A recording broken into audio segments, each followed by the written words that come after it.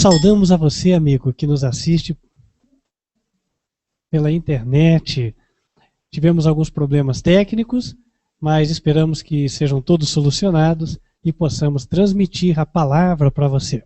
E você, em qualquer parte do mundo, possa ser beneficiado por meio da palavra de Deus, que será aberta agora ao estudo. Nós aqui já oramos, já louvamos a Deus e convidamos você a fazer o mesmo, você a ter a tua oração silenciosa, pedindo a Deus sabedoria, porque só Ele pode explicar a carta que Ele nos deixou, a Bíblia Sagrada. Só o autor da carta pode dar a correta interpretação. No dia de hoje nós vamos estudar o texto do livro de Apocalipse. Convido você a abrir lá neste livro, no capítulo 3. E queria dizer a você que se você está iniciando agora e você acabou não vendo desde o início a transmissão ao vivo, você pode sempre recorrer ao nosso canal YouTube. É youtube.com/TV Advertência Final. Nós postamos todas as mensagens que transmitimos ao vivo neste canal. Então, se você perdeu alguma, você pode estar lá. E também você pode se inscrever neste canal para que cada vez que nós postarmos um vídeo novo, você poder receber uma notificação. Querido, nós vamos falar hoje sobre como Deus avalia a igreja cristã em geral, como Deus avalia os cristãos professos e o que é que Deus nos aconselha a fazer.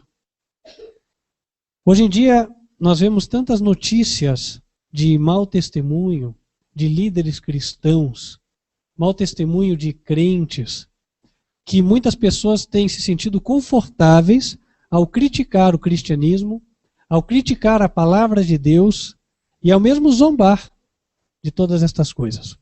Creio que Deus, na sua misericórdia, meu amigo, Ele tem paciência com estas pessoas porque Ele vê o testemunho que está sendo dado.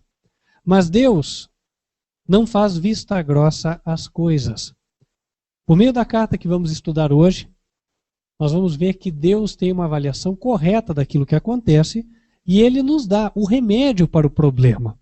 Se nós vemos hoje que o cristianismo pede socorro, que as igrejas, do ponto de vista moral, pedem socorro, se talvez o conjunto de líderes religiosos precisam de socorro para que então o cristianismo dê o testemunho que deu na época dos apóstolos, um testemunho de pureza e santidade, então Deus enviou o socorro por meio da sua palavra. E é deste socorro que nós vamos falar no dia de hoje. A carta à igreja de Laodiceia. Para você entender, o Apocalipse traz mensagens para 7 igrejas. São chamadas as 7 igrejas da Ásia e são mencionadas no capítulo 1 de Apocalipse. Estas cartas foram direcionadas a igrejas que existiam naquela época, mas também aqueles que estudam o Apocalipse reconhecem que estas cartas se referem à igreja cristã ao longo do tempo até o fim da história. As cartas são 7. A Éfeso, Esmirna, Pérgamo, Tiatira, Sardes, Filadélfia e Laodiceia. Laodiceia é a última das 7, portanto, deve corresponder à situação da igreja nos últimos dias. Talvez alguém pense, poxa, mas Deus deu a revelação para João lá nos idos de Cristo. Acredita-se que João escreveu no ano 96. E então, como é que haveria uma revelação precisa sobre a igreja cristã no ano de 2013?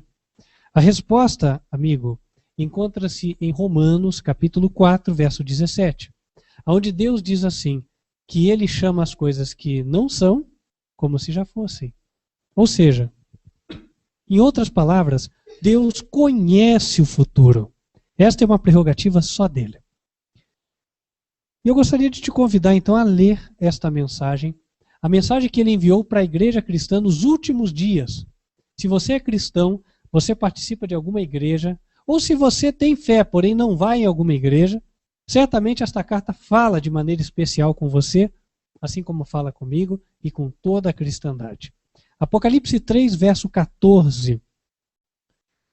Palavras de Jesus para o profeta João.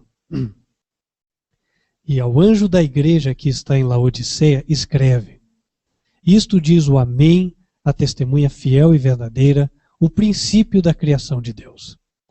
Eu sei as tuas obras, que nem és frio nem quente.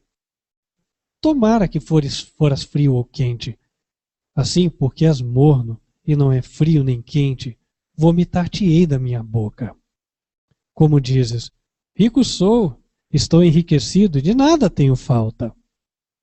E não sabes que és um desgraçado, miserável, pobre, cego e nu. Aconselho-te que de mim compres ouro provado no fogo para que te enriqueças, vestes brancas para que te vistas e não apareça a vergonha da tua nudez, e que unja os olhos com colírio para que vejas. Eu repreendo e castigo a todos quantos amo. Sê, pois, zeloso e arrepende-te. Eis que estou à porta e bato. Se alguém ouvir a minha voz e abrir a porta, entrarei em sua casa e com ele cearei e ele comigo. Ao que vencer, lhe concederei que se assente comigo no meu trono, assim como eu venci e me assentei com meu Pai no seu trono. Quem tem ouvidos, ouça o que o Espírito diz às igrejas. Esta carta, como nós vimos, ela contém uma reprovação aberta, assim como também conselhos que, se forem atendidos, eles vão prover o remédio que a cristandade precisa. Ela, em primeiro lugar, é destinada ao anjo da igreja. Quem é chamado de anjo da igreja? Bom, quem assiste ou vai a uma igreja evangélica não tem dificuldade de associar isso com o pastor, porque o pastor é chamado anjo da igreja. Mas isso não é fruto de um costume de homens. Na verdade, o entender que anjo equivale a líder da igreja, aquele que traz a palavra, é bíblico. No livro de Gálatas, capítulo 4, verso 14, Paulo diz que os crentes gálatas o tinham recebido como anjo de Deus.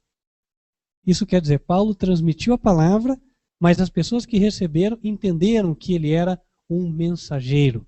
A palavra anjo vem do grego ágelos, que também significa mensageiro.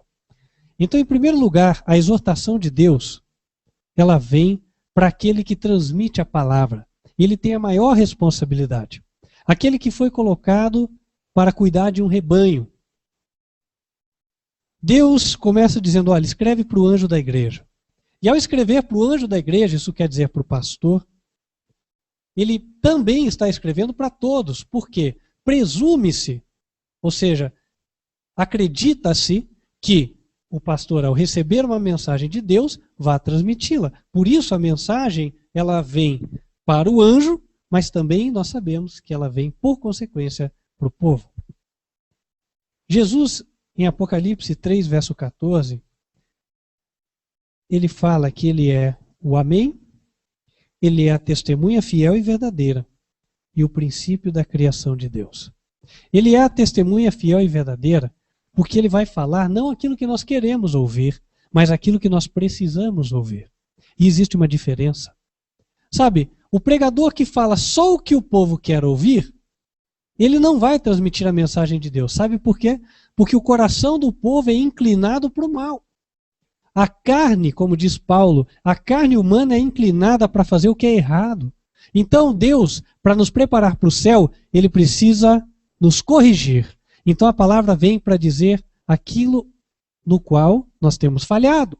Aonde nós estamos errando, para que nós possamos passar a acertar.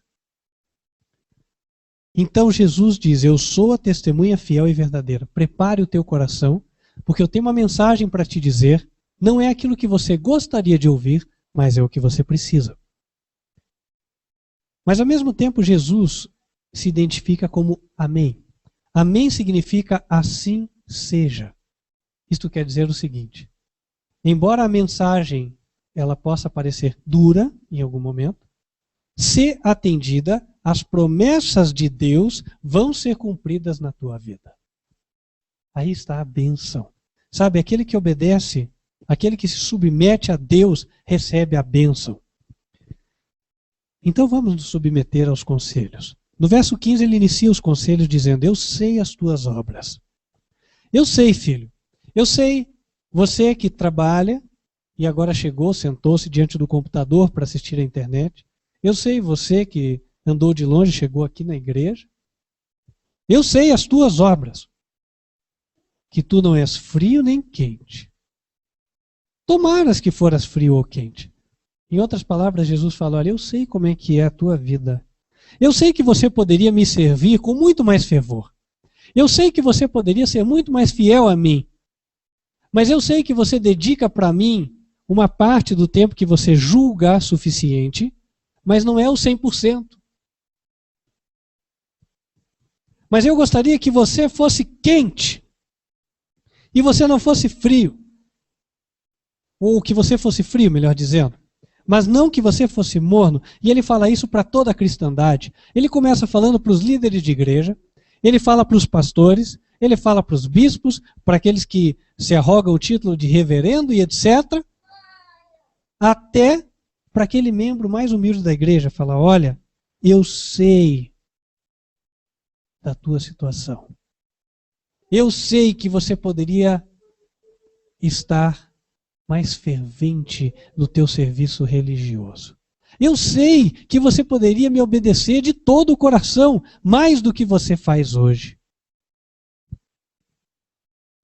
Mas o que acontece é que, de uma maneira geral, e Deus reconhece e diz isso por meio de Jesus, sabe, as pessoas gostam de se satisfazer com algo, com um pouco que realizam, e a partir daí entendem: ah, já sou um bom cristão. Inclusive, é muito comum, se você pergunta para as pessoas aí fora, né? Tá, e como é que você está com Deus? Não, eu acho que eu estou bem, porque veja, eu não roubo, eu não mato, eu não faço mal para ninguém, então eu acho que Deus vai me considerar de uma maneira boa lá no céu. Lá no juízo de Deus, tenho certeza que Deus vai me considerar com bons olhos. Sabe, este dizer que é muito comum para as pessoas que não são de igreja nenhuma, hoje, ele de alguma forma também está ficando comum no meio cristão. Não que as pessoas exatamente digam isso de boca, mas é que elas dão a entender.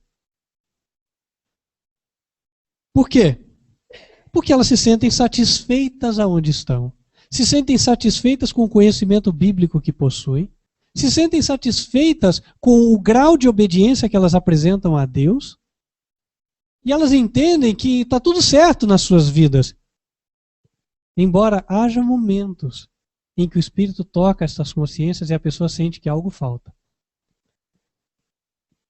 E sabe, é nesses momentos que Jesus está sendo a testemunha fiel e verdadeira na vida desta pessoa. E ele fala: olha, você, meu filho, você está dizendo que é rico. Você acha que está bem. Você quer dar a entender que está bem. Você vai para a igreja, se arruma, né? Ou você dá lá o seu dízimo, a sua oferta, e você acha que está tudo bem. Mas o que você não sabe é que você está carente de coisas que eu tenho para te dar. Olha, eu queria dizer para você que eu tinha muita graça para te dar. Graça é favor imerecido. É favor para quem não merece. Só que, como você está satisfeito na tua situação, você não tem aberto o coração para receber mais da minha graça. Razão pela qual a tua vida espiritual não progride. É por isso que eu tenho que dizer que você é quer dizer sem graça. Desgraçado quer dizer sem a medida de graça que poderia ter. Porque o des significa sem. Por exemplo, qualificado e desqualificado. Desqualificado quer dizer sem a qualificação. Desgraçado, então, quer dizer sem a graça. Mas a graça foi dada a todos. Então, como é que o cristão pode estar sem graça? Ou sem a medida de graça que ele poderia ter? Ora, a resposta é que ele não tem se interessado por esta graça. Ah, não é possível e tal, mas eu venho para a igreja. Mas vem cá, meu querido. Para refletir. Avalie agora as 24 horas do teu dia. Quanto tempo está sendo dedicado para ter um contato com Deus e abrir o seu coração para receber a graça de Deus? Talvez aí você já tenha encontrado a resposta. Sabe, estar com Deus não é só estar no meio de crente. Às vezes pode-se criar um conceito falso de que ser cristão é estar envolvido em tudo que é festa cristã que apareça. E não é assim. Ser cristão é ter um relacionamento com Cristo, individual. Sabe, um indivíduo, ele pode participar de 7 festas cristãs numa semana. Mas não necessariamente pode ter comunhão com Deus. Comunhão com Deus é algo individual, é algo pessoal. E é aí que se recebe a graça. Deus também, ele fala nesta mensagem de Jesus, que ele tem muitas riquezas espirituais para dar. Porém, como o coração não está aberto, Deus fala, olha, considerando o que eu tinha para te dar, você hoje é um miserável. Eu tenho muito para te dar. Abra o coração. Abra o coração para receber o que eu tenho para você, meu querido. Porque eu tenho muita coisa. Hoje eu tenho que dizer, você é pobre. Se eu olho para o que eu tenho disponível na minha mão e para o que você já recebeu, você ainda é pobre. E além de ser pobre, é cego, porque você ainda não enxergou o que eu tenho para você. Então abra o teu olho agora, meu querido. Abra o olho, porque eu tenho uma rica medida do meu Espírito Santo para te dar. E o Espírito Santo, quando for derramado sobre você, vai transformar a tua vida de uma tal forma que as pessoas vão olhar para você e vão falar, puxa, esse é cristão. Esse aí, olha, é um exemplo. Esse aí, no linguajar popular, eu tiro o chapéu. Sabe, a Bíblia diz que quando nós andássemos em obediência a Deus, os outros olhariam para nós e diriam, só este povo é gente sábia e entendida. E é isso que Deus tem para nós. Deus quer que nós sejamos cabeça, em que sentido? Exemplo em todos os aspectos da nossa vida diária. Exemplo em todas as nossas decisões de vida. Exemplo no nosso serviço religioso. E assim por diante. Exemplo no nosso trato com os amigos e com os inimigos. Exemplo. Então Deus, ele está nos oferecendo alguma coisa. Certamente é alguma coisa que nós não possuímos. E aí no verso 18 ele fala, olha, eu te aconselho que você compre de mim algumas coisas. Em especial o ouro que eu tenho para te dar, um ouro provado no fogo. Porque esse ouro vai te enriquecer. E o que é que Deus compara com o ouro? Ele não está falando aqui do ouro da terra, esse que você trabalha e consegue. Não. Ele está falando aqui do ouro da fé. Na carta a Pedro, ele fala isso inclusive, ele deixa isso muito claro, que a fé é como ouro, e ela pode ser como ouro provado no fogo. 1 Pedro, capítulo 1, verso 7, ele fala, para que a prova da vossa fé esta, muito mais preciosa do que o ouro que perece e é provado pelo fogo. Então ele está dizendo para você o seguinte, olha, eu quero dar para você uma confiança em mim que resista a qualquer situação difícil. Sabe, essa palavra, ela fala ao coração de muitas pessoas hoje, eu tenho certeza disso. Sabe por quê? Porque o cristão, quando ele começa a obedecer a Deus, ele passa por situações difíceis. E nestas situações difíceis, a fé dele, a confiança e a crença dele em Deus é provada. Será que ele vai permanecer firme ou ele vai fraquejar? E sabe, Deus quer dar uma confiança inabalável nele, uma crença inabalável nas suas promessas, que nada venha a demover aquele crente. Para que o crente, ele continue no caminho da obediência e não se desvie nem para a esquerda, nem para a direita. Então ele fala, filho, eu quero te dar essa fé provada no fogo. Compre. Como é que eu vou comprar de Deus? Já pararam para pensar? Por que Deus fala comprar? Eu não tenho dinheiro para dar nada para Deus? Tudo é dele, ele fala. Então como é que eu vou comprar alguma coisa de Deus? Ninguém compra nada de Deus. A Bíblia diz que tudo vem das mãos de Deus e é das mãos dele que nós devolvemos a ele. Só que em Isaías capítulo 55, Deus esclarece o que é o comprar.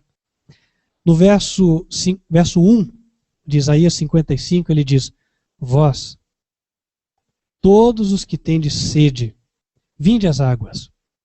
E vós que não tendes dinheiro, vinde, comprai e comei.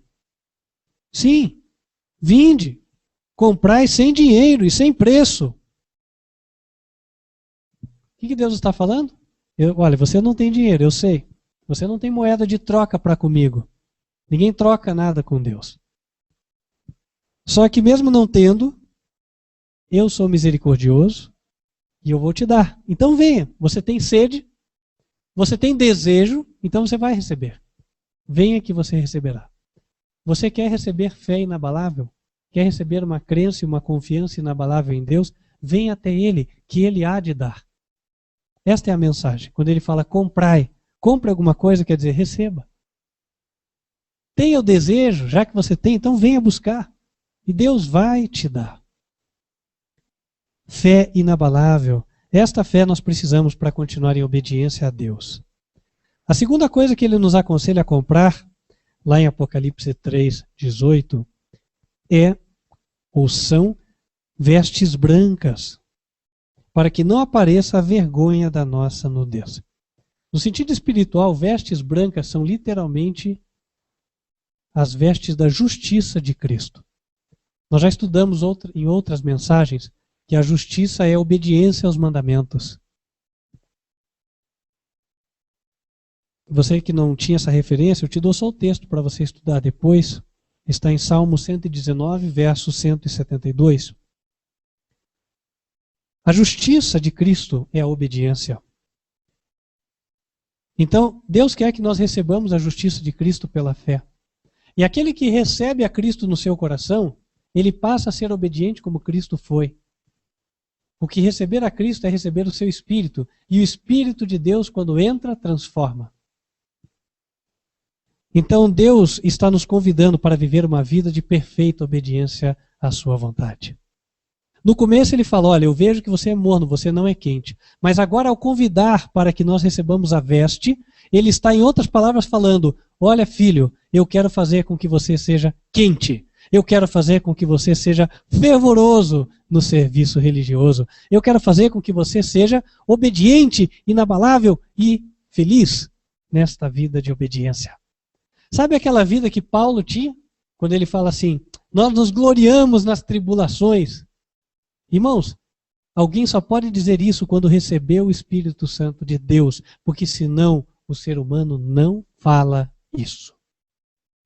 Então Deus está convidando e dizendo, receba. Vestes brancas. Justiça de Cristo. Obediência de Cristo. E se você tiver a obediência de Cristo, jamais aparecerá algo que te envergonhe. Quando ele fala vergonha da tua nudez, nós podemos entender isso de forma clara se nos lembramos do Gênesis. A Bíblia diz que Adão e Eva comeram do fruto proibido. E depois que Adão abocanhou aquele fruto, ambos viram que estavam nus. E aí no fim daquele dia, Deus vem para entrevistar os dois. E quando se aproxima lá longe, Deus vê que Adão e Eva não estavam ali esperando por ele como costumeiramente, como faziam todos os dias.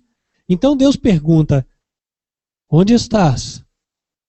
E aí Adão fala, Senhor, é que eu vi que eu estava nu e eu me escondi. Quem te mostrou que estavas nu?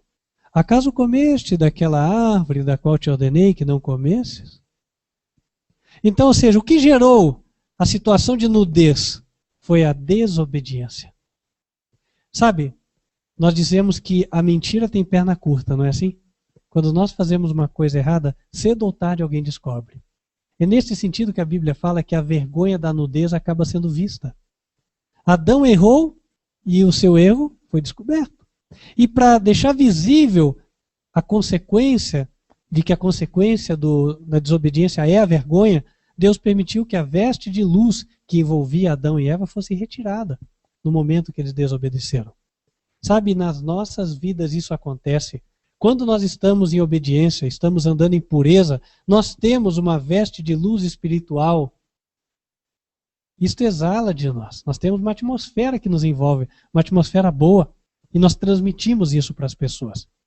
Só que quando nós estamos andando na desobediência, a nossa atmosfera já não é a mesma. Cedo ou tarde, alguém vai descobrir o que nós fizemos e há de aparecer a nossa vergonha.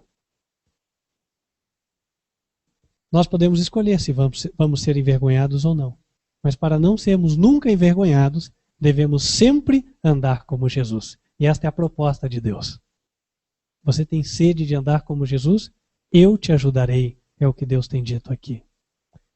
E finalmente Deus fala, a terceira coisa para comprarmos. Unjas os olhos com colírio para que vejas. Irmãos, sabe, nós com certeza até aqui não temos nos dado conta do que significa isso em verdade. Porque o cego não enxerga. Como é que ele vai saber o que é enxergar se ele nunca viu? Certo? Como é que você explica para um cego qual é a cor azul e qual é a cor vermelha? Pois ele não enxerga. O cego só vai poder saber o que é um azul e um vermelho depois que ele enxergar. Então Deus está falando assim, filho, deixa eu abrir os teus olhos para você ver as maravilhas da minha lei. O salmista falava isso. Desvenda, Senhor, os meus olhos para que eu veja as maravilhas da tua lei. E eu quero dizer uma coisa a você, amigo internauta. Mesmo no mundo professo cristão hoje, é muito difundido o conceito de que a lei é um jugo, de que a lei de Deus é um jugo de servidão, da qual nós fomos libertos quando Cristo morreu na cruz do Calvário. Oh, irmãos, sabe, e aceita-se isso no mundo cristão porque não se entende como a obediência à lei de Deus é maravilhosa. Como é bom andar em obediência. Como é bom você dormir tranquilo no teu travesseiro, sabendo que você não mentiu, não matou, não roubou, não adulterou, não deu falso testemunho, de que você está em dia com Deus. Nada paga isso. Sabe, é maravilhoso andar no caminho certo. E Deus quer abrir os nossos olhos para que nós vejamos como é maravilhoso, porque nós não vemos. E por que nós não vemos? Porque nunca andamos. Se nós nunca andamos no caminho da perfeita obediência, nós nunca vimos quão bom é andar nele. Então Deus nos convida a deixar que Ele nos leve a andar neste caminho e, na medida em que Ele nos leva à obediência, Ele abre os nossos olhos. É mais ou menos assim. Pense uma situação hipotética. Uma mulher da vida, uma mulher que vende o seu corpo. E em algum momento ela decide mudar de vida. Sabe que aquela mulher até ali, ela tem a consciência talvez carregada, ela foi maltratada muitas vezes, ela sofreu uma série de dificuldades, ela conviveu num meio onde ela não gostaria, ficou presa de uma situação a qual ela não gostaria de estar. Mas então, finalmente, ela começa a experimentar uma outra realidade. Ela conhece uma pessoa, um homem, com o qual se casa, agora ela tem filhos, estabelece uma família, e finalmente ela vê o que é uma família, o que é um lar, o que é ser amada? O que é ter uma boa convivência? E aí ela começa a ver quão bom era ter aquela vida recatada. Coisa que ela nunca tinha conhecido antes. Uma pessoa que nunca tinha tido uma boa oportunidade na vida. Mas agora ela vê. Essa pessoa, deste pequeno exemplo que nós usamos aqui, ela começou a ver as maravilhas da lei de Deus. As maravilhas da obediência ao 7º mandamento.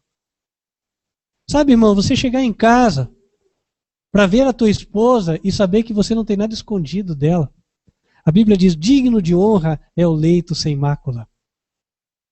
E vice-versa, esposa com o marido. Sabe, existem as maravilhas da lei, mas para conhecê-las, nós precisamos andar na lei. Deus te convida a obedecer toda a sua lei dos 10 mandamentos, não para que você satisfaça a opinião do pastor X ou Y, não. É porque é bom para você. É porque a lei é maravilhosa. E finalmente, meus queridos, depois de Deus falar esses conselhos por meio de Jesus, Ele entende que a mensagem para nós pode ser um pouco difícil de aceitar. Então Ele fala, olha, eu repreendo e castigo a todos quantos amo. Eu amo você. Então entenda que eu quero o teu bem. Não estou pensando em te prejudicar, não. Por isso, seja zeloso, arrepende-te, faça uma obra completa na tua vida. Considera como tem sido a sua vida até agora. Considere os teus erros e tome uma decisão de a partir de hoje não cometê-los mais.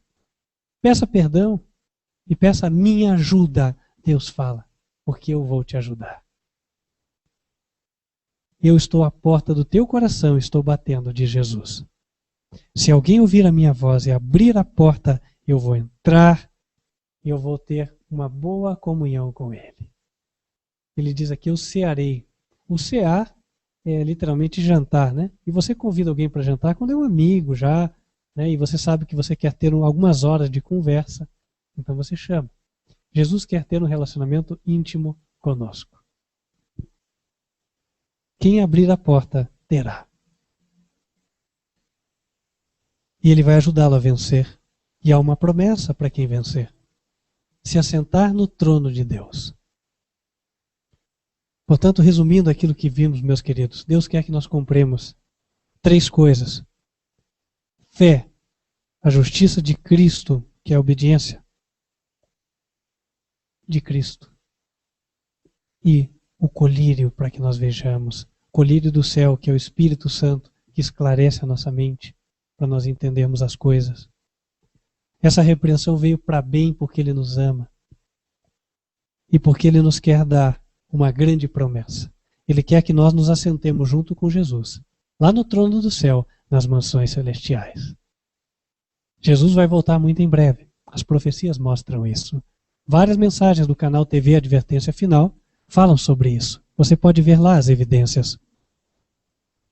Então nós temos ainda algum tempo de preparo, um pouco tempo que nos resta. E por que não aceitar o convite de Jesus agora? Aqui fica o convite, eu quero estender a você. Quem gostaria de aceitar esta mensagem da carta de Laodiceia para a sua vida? Deixe-me ver as mãos. Amém. Glória a Deus. Deus abençoe a vida de cada um de vocês. Convido vocês a que se ajoelhem comigo. Vamos orar então. Vamos dizer isso a Deus. Vamos falar com Ele. Vamos conversar com Deus.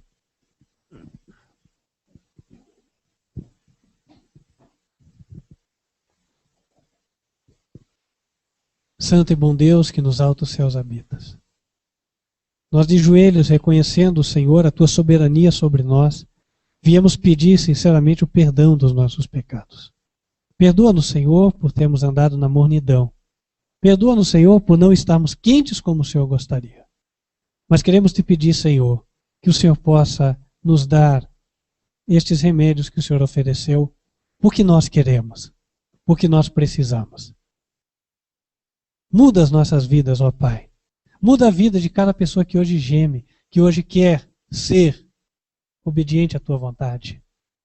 Ô Senhor, fala aos corações.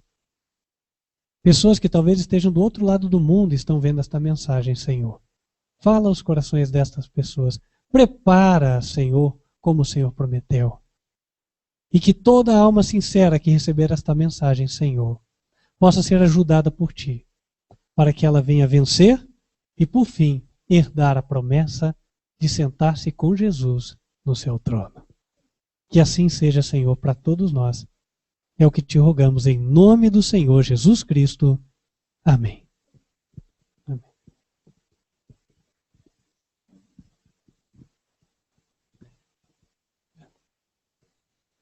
Querido irmão, querida irmã que nos assiste, ficamos felizes por podermos compartilhar com você a palavra.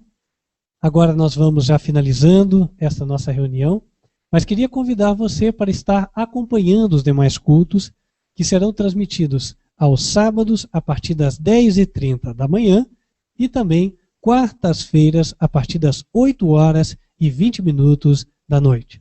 A transmissão se fará sempre pelo site advertenciafinal.com.br. advertenciafinal.com.br. E se você perder, pode mais tarde assistir pelo canal do YouTube. É youtube.com/TV Advertência Final. Nós vamos orar pedir a Deus uma bênção sobre a tua vida. Que o Senhor te abençoe e te guarde. Que o Senhor faça resplandecer o seu rosto sobre ti e de ti tenha misericórdia. Que o Senhor levante sobre ti o seu rosto e te dê a paz. Amém.